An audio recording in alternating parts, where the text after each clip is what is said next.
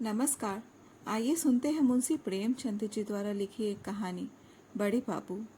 365 दिन, कई घंटे और कई मिनट की लगातार और अथक दौड़ धूप के बाद मैं आखिर अपनी मंजिल पर धर से पहुंच गया।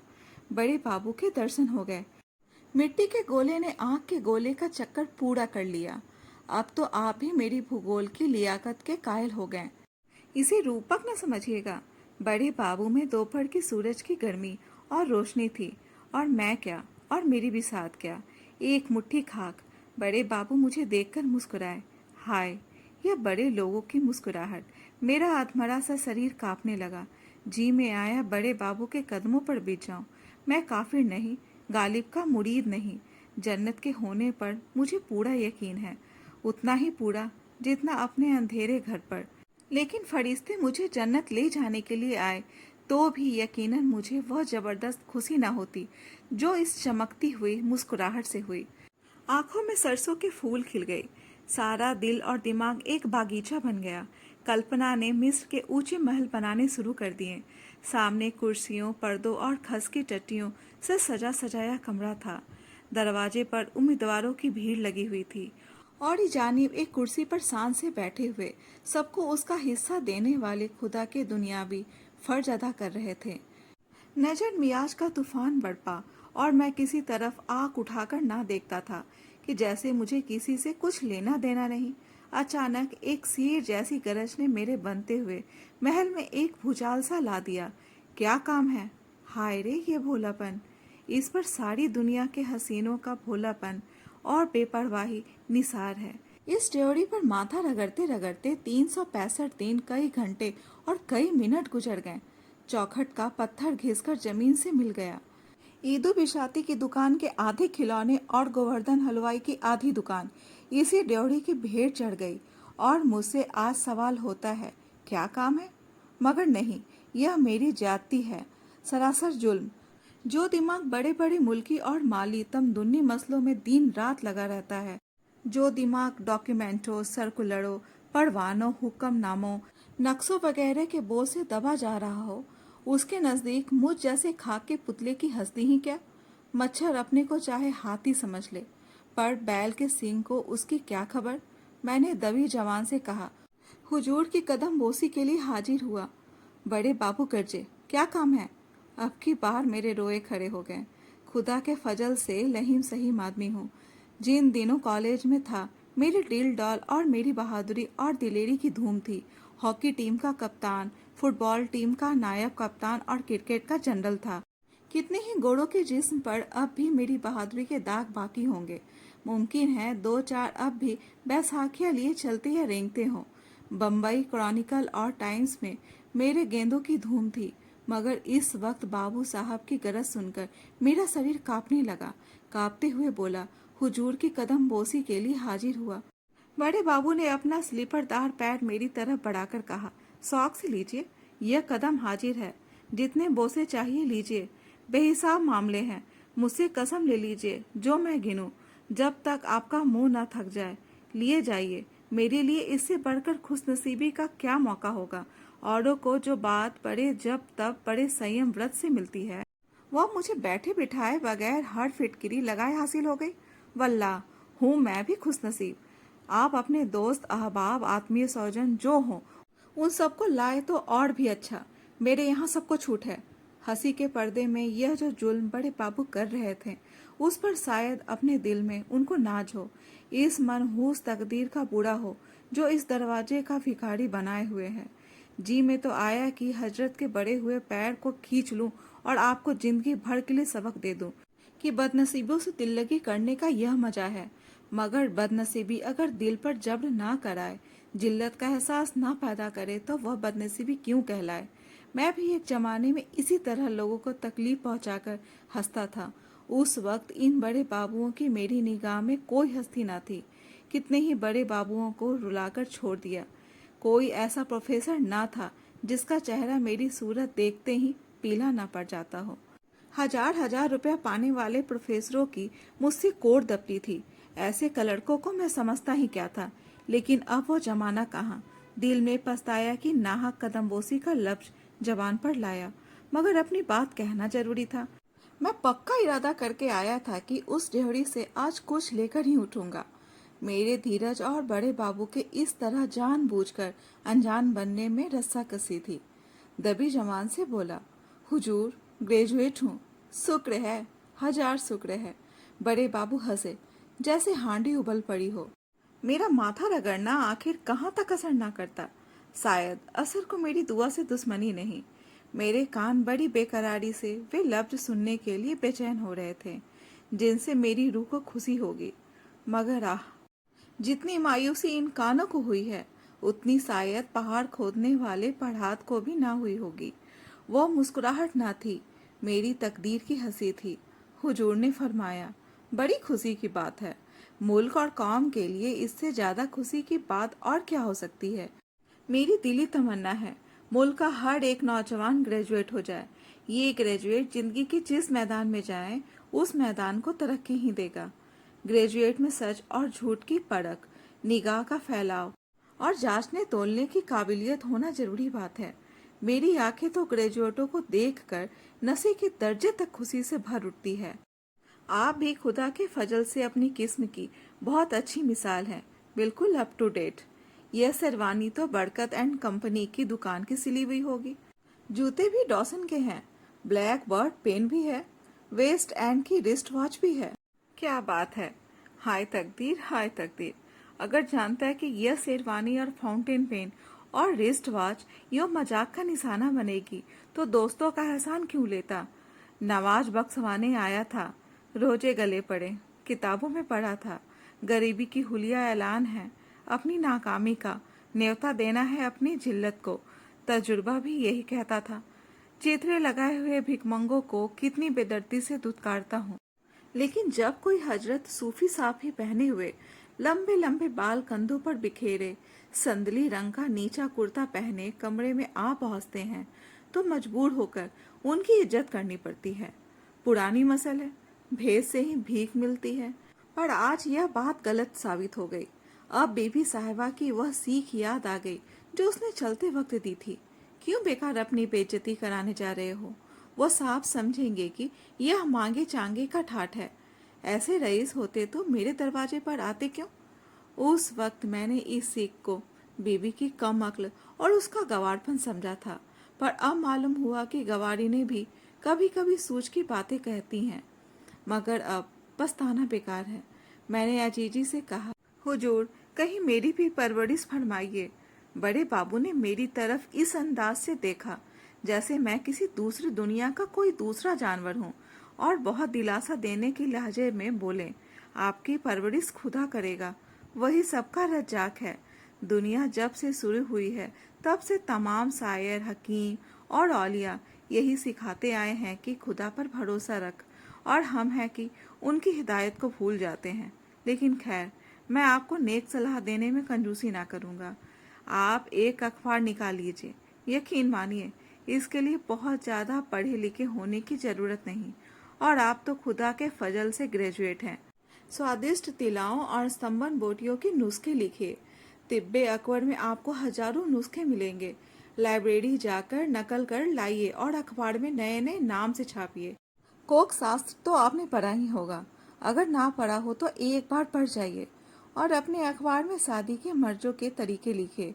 इसका ख्याल रहे कि यह काम हकीमाना अंदाज से किया जाए। व्यापारी और हकीमाना अंदाज में थोड़ा फर्क है। व्यापारी सिर्फ अपनी दवाओं की तारीफ करता है। हकीम परिभाषाओं और सुक्तियों को खोलकर अपने लेखों को इल्मी रंग देता। व्यापारी की तारीफ से लोग चिढ़ते हैं। हकीम की तारीफ भरोसा दिलाने वाली होती है। अगर इस मामले में कुछ समझने बूझने की जरूरत हो तो रिसाला दरवेश हाजिर है। अगर इस काम में आपको कुछ दिक्कत मालूम होती हो तो स्वामी श्रद्धानंद की खिदमत में जाकर शुद्धि पर आमादगी जाहिर कीजिए।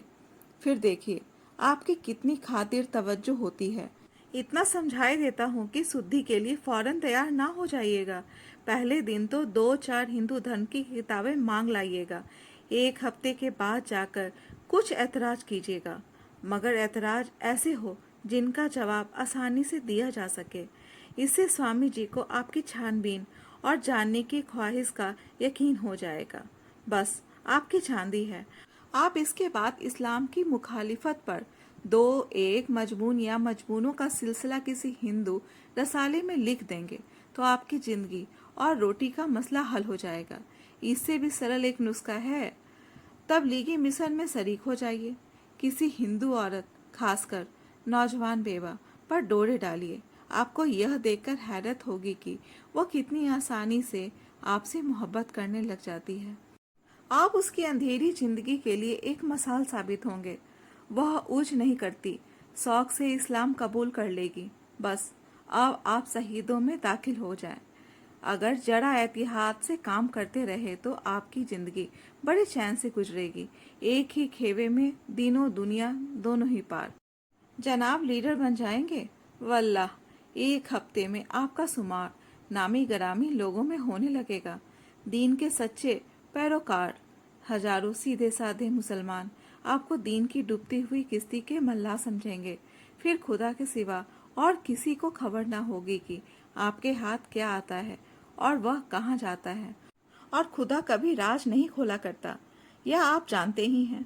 ताज्जुब है कि इन मौकों पर आपकी निगाह क्यों नहीं जाती। मैं तो बुढ़ा हो गया और अब कोई नया काम नहीं सीख सकता, वरना इस वक्त लीडरों का लीडर होता।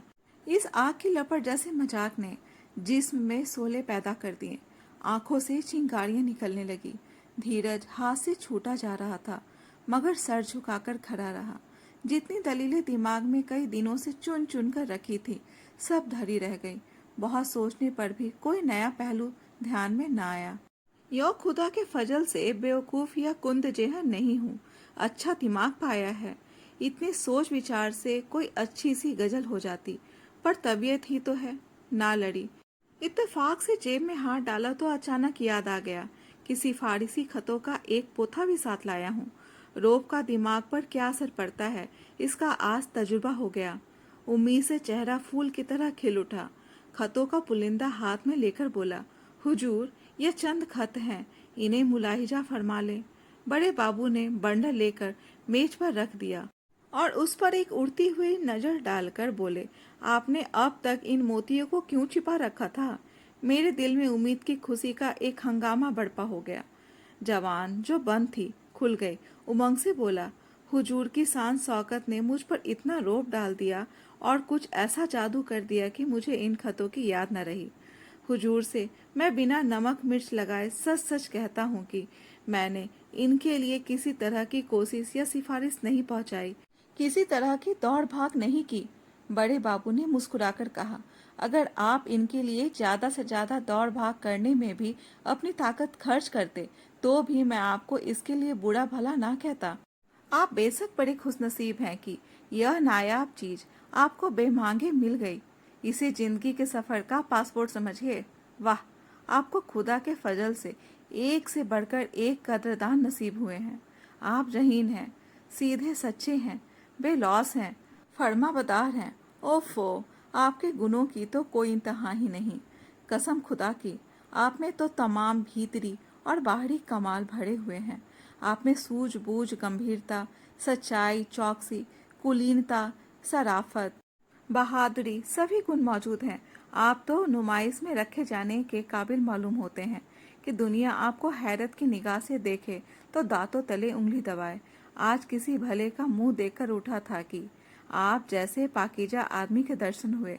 यह वे गुण हैं जो जिंदगी के हर एक मैदान में आपको शोहरत की चोटी तक पहुंचा सकते हैं। सरकारी नौकरी आप जैसे गुणियों की शान के काबिल नहीं।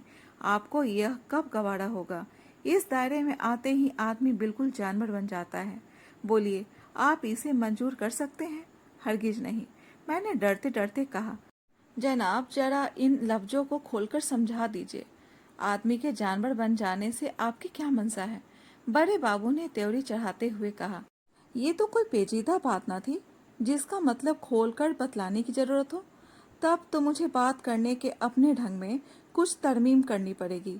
इस दायरे के उम्मीदवारों के लिए सबसे जरूरी और लाजमी सिफत सूझबूझ है। मैं नहीं कह सकता कि मैं जो कुछ कहना चाहता हूँ वह इस लफ्ज से अदा होता है या नहीं। इसका अंग्रेजी लफ्ज है इंट्यूशन, इशारे के असली मतलब को समझना।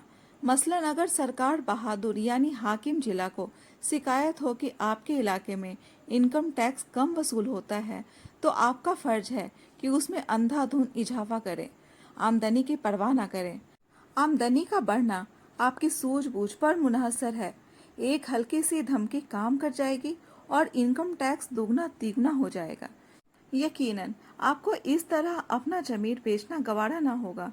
मैंने समझ लिया कि मेरा इम्तहान हो रहा है। आसिको जैसे जोश और सरगर्मी से बोला, मैं तो इसे जमीर बेचना नहीं समझता, यह तो नमक का हक है। मेरा जमीर इतना नाजुक नहीं है। बड़े बाबू ने मेरी तरफ कद्रदानी की निगाह से देखकर कहा, शाबाश, मुझे तुमसे ऐसे ही जवाब की उम्मीद थी। आप मुझे होनहार मालूम होते हैं, लेकिन शायद यह दूसरी शर्त आपको मंजूर ना हो। इस दायरे के मुरीदों के लिए दूसरी शर्त यह है कि वह अपने को भूल जाए। कुछ आया आपकी समझ में? मैंने दबी जबान में कहा। जनाब को तकलीफ तो होगी, मगर जरा फिर इसको खोलकर बतला दीजिए। बड़े बाबू ने त्योरियों पर बल देते हुए कहा, जनाब यह बार बार का समझाना मुझे बुरा मालूम होता है। मैं इससे ज्यादा आसान तरीके पर ख्यालों को जाहिर नहीं कर सकता। अपने को भूल जाना बहुत ही आम मुहावरा है। अपनी खुदी को मिटा देना, अपनी शख्सियत को फना कर देना, अपनी पर्सनालिटी को खत्म कर देना। आपकी वजह कजा से, आपके बोलने बात करने के ढंग से, आपके तौर तरीकों से आपकी हिंदियत मिट जानी चाहिए। आपके मजहबी, अखलाकी और तमदनी असरों का बिल्कुल गायब हो जाना जरूरी है। मुझे आपके चेहरे से मालूम हो रहा है कि इस समझाने पर भी आप मेरा मतलब नहीं समझ सके। सुनिए, आप गालिबन मुसलमान हैं। शायद आप अपने अकीदों में बहुत पक्के भी हों। आप नमाज और रोजे के पाबंद हैं। मैंने फख्र से कहा, मैं इन चीज़ों का उतना ही पाबंद हूँ जितना कोई मौलवी हो सकता है। मेरी कोई नमाज कजा नहीं हुई, सिवाय उन वक्तों के जब मैं बीमार था। बड़े बाबू ने मुस्कुराकर कहा, यह तो आपके अच्छे अखलाकी कह देते हैं, मगर इस दायरे में आकर आपको अपने अकीदों और अमल में बहुत कुछ काट छाट करनी पड़ेगी। यहाँ आपका मजहब मजहबियत का जामा अख्तियार करेगा। आप भूलकर भी अपनी पेशानी को किसी सजदे में ना झुकाएं, कोई बात नहीं। आप भूलकर भी जकात के झगड़े में ना फंसे, कोई बात नहीं। लेकिन आपको अपने मजहब के नाम पर फरियाद करने के लिए हमेशा आगे रहना और दूसरों को आमादा करना होगा। अगर आपके जिले में 2 डिप्टी कलेक्टर हिंदू हैं और मुसलमान सिर्फ एक, तो आपका फर्ज होगा कि हिज एक्सेलेंसी गवर्नर की खिदमत में एक डेपुटेशन भेजने के लिए कौम के रईसों में आमादा करें। अगर आपको मालूम हो कि किसी म्यूनिसिपैलिटी ने कसाईयों को शहर से बाहर दुकान रखने की तजवीज पास कर दी है, तो आपका फर्ज होगा कि कौम के चौधरियों को उस म्यूनिसिपैलिटी का सिर तोड़ने के लिए तहरीक करें। आपको सोते जागते उठते बैठते जात पात का राग अलापना चाहिए।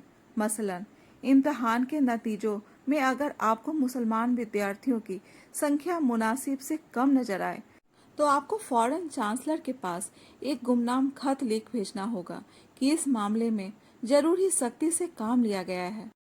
आपको साफ साफ शब्दों में या इशारों से यह काम करने के लिए हिदायत ना दी जाएगी। सब कुछ आपकी सूझबूझ पर मुनहसर होगा। आप में यह जौहर होगा तो आप एक दिन जरूर ऊंचे ओहदे पर पहुंचेंगे। आपको जहां तक मुमकिन हो अंग्रेजी में लिखना और बोलना पड़ेगा। इसके बगैर हुक्काम आपसे खुश न होंगे। लेकिन कौमी जवान की हिमायत और प्रचार की सदा आपकी जवान से बराबर निकलती रहनी चाहिए। आप शौक से अखबारों का चंदा हजम करें, मंगनी की किताबें पढ़ें, चाहे वापसी के वक्त किताब के फट चिट जाने के कारण आपको माफी क्यों न मांगनी पड़े, लेकिन जवान की हिमायत बराबर जोरदार तरीके से करते रहिए। खुलासा यह कि आपको जिसका खाना उसका गाना होगा। आपको बातों से, काम से और दिल से अपने मालिक की भलाई में और मजबूती से उसको जमाए रखने में लगे रहना पड़ेगा। अगर आप यह ख्याल करते हो कि मालिक की खिदमत के जरिए कौम की खिदमत करूंगा, तो ये झूठ बात है, पागलपन है, हिमाकत है। आप मेरा मतलब समझ गए होंगे। फरमाइए, आप इस हद तक अपने को भूल सकते हैं? मुझे जवाब देने में जरा देर हुई। सच यह है कि मैं भी आदमी हूँ और 20वीं सदी का आदमी हूँ। मैं बहुत जागा हुआ ना सही, मगर बिल्कुल सोया हुआ भी नहीं हूँ। मैं भी अपने मुल्क और कौम को बुलंदी पर देखना चाहता हूँ। मैंने तारीख पढ़ी है और उससे इसी नतीजे पर पहुंचा हूँ कि मजहब दुनिया में सिर्फ एक है और उसका नाम है दर्द। मजहब की मौजूदा सूरत धड़े बंदी के सिवाय और कोई हैसियत नहीं रखती। खतने या चोटी से कोई बदल नहीं जाता। पूजा के लिए कलीशा, मस्जिद, मंदिर की मैं बिल्कुल जरूरत नहीं समझता। हाँ, यह मानता हूँ कि घमंड और खुदगर्जी को दबाए रखने के लिए कुछ करना जरूरी है। इसलिए नहीं कि उससे मुझे जन्नत मिलेगी या मेरी मुक्ति होगी, बल्कि सिर्फ इसलिए कि मुझे दूसरों के हक छीनने से नफरत होगी। मुझ में खुद ही का खासा जुज मौजूद है। यो अपनी खुशी से कहिए तो आपकी जूतियां सीधी करूं, लेकिन हुकूमत की बर्दाश्त नहीं। महकूम बनना शर्मनाक समझता हूँ। किसी गरीब को जुल्म का शिकार होते देखकर मेरे खून में गर्मी पैदा हो जाती है। किसी से दबकर रहने से मर जाना बेहतर समझता हूँ, लेकिन ख्याल हालातों पर तो फतह नहीं पा सकता। रोजी फिक्र तो सबसे बड़ी। इतने दिनों के बाद बड़े बाबू की निगाहें करम को अपनी ओर मुड़ता देखकर मैं इसके सिवा कि अपना सिर झुका दूं दूसरा कर ही क्या सकता था। बोला, जनाब, मेरी तरफ से भरोसा रखें। मालिक की खिदमत में अपनी तरफ से कुछ उठा न रखूंगा। गैरत को फना कर देना होगा। मंजूर। सराफत के जज्बों को उठाकर ताक पर रख देना होगा। मंजूर। मुखबिरी करनी पड़ेगी। मंजूर। तो बिस्मिल्लाह, कल से आपका नाम उम्मीदवारों की फहरिस्त में लिख दिया जाएगा। मैंने सोचा था कल से कोई जगह मिल जाएगी। इतनी जिल्लत कबूल करने के बाद रोजी की फिक्र से तो आजाद हो जाऊंगा। अब यह हकीकत खुली, बरबस मुंह से निकला, और जगह कब तक मिलेगी? बड़े बाबू हंसे, वही दिल दुखाने वाली हंसी जिसमें तौहीन का पहलू खास था। जनाब, मैं कोई ज्योतिषी नहीं, कोई फकीर दरवेश नहीं। बेहतर है इस सवाल का जवाब आप किसी औलिया से पूछे। दस्तरखान बिछा देना मेरा काम है। खाना आएगा और वो आपके हलक में जाएगा। यह पेशिन गोई मैं नहीं कर सकता, मैंने मायूसी के साथ कहा। मैं तो इसी बड़ी इनायत का मुंतजिर था। बड़े बाबू कुर्सी से उठकर बोले, कसम खुदा की, आप परले दर्जे के कुड़मगज आदमी हैं। आपके दिमाग में भूसा भरा है। दस्तरखान आ जाना आप कोई छोटी बात समझते हैं। इंतजार का मजा आपकी निगाह में कोई चीज ही नहीं। हालांकि इंतजार में इंसान उम्रें गुजार सकता है। अमलों से आपका परिचय हो जाएगा। मामले बिठाने, सौदे पटाने के सुनहरे मौके हाथ आएंगे। हुक्काम के लड़के पढ़ाइए। अगर गंडे तावीज का फन सीख लीजिए तो आपके हक में बहुत मुफीद हो। कुछ हकीमी भी सीख लीजिए। अच्छे होशियार सुनारों से दोस्ती पैदा कीजिए, क्योंकि आपको उनसे अक्सर काम पड़ेगा। हुक्काम की औरतें आप ही की मार्फत अपनी जरूरतें पूरी कराएंगी। अगर इन सब लटकों से ज्यादा कारगर एक और लटका, अगर वह हुनर आप में है, तो यकीनन आपके इंतजार की मुद्दत बहुत कम हो सकती है। आप बड़े बड़े हकीमों के लिए तफरीह का सामान जुटा सकते हैं। बड़े बाबू मेरी तरफ कनखियों से देखकर मुस्कुराए। तफरीह के सामान से उनका क्या मतलब है? यह मैं ना समझ सका, मगर पूछते हुए भी डर लगता था कि कहीं बड़े बाबू बिगड़ न जाए और फिर मामला खराब हो जाए। एक बेचैनी सी की हालत में जमीन की तरफ ताकने लगा। बड़े बाबू तार तो गए कि इसकी समझ में मेरी बात न आए, लेकिन अब की उनकी त्योड़ियों पर बल नहीं पड़े, ना ही उनके लहजे में हमदर्दी की झलक फरमाई। यह तो गैर मुमकिन है कि आपने बाजार की सैर न की हो, मैंने शर्माते हुए कहा। नहीं हुजूर, बंदा इस कूचे को बिल्कुल नहीं जानता। बड़े बाबू, तो आपको इस कूचे की खाक छाननी पड़ेगी। हाकिम भी आँख कान रखते हैं। दिन भर की दिमागी थकन के बाद संभवतः रात को उनकी तबीयत तफरीह की तरफ झुकती है। अगर आप उनके लिए आंखों को अच्छा लगने वाले रूप और कानों को भाने वाले संगीत का इंतजाम सस्ते दामों में करा सके।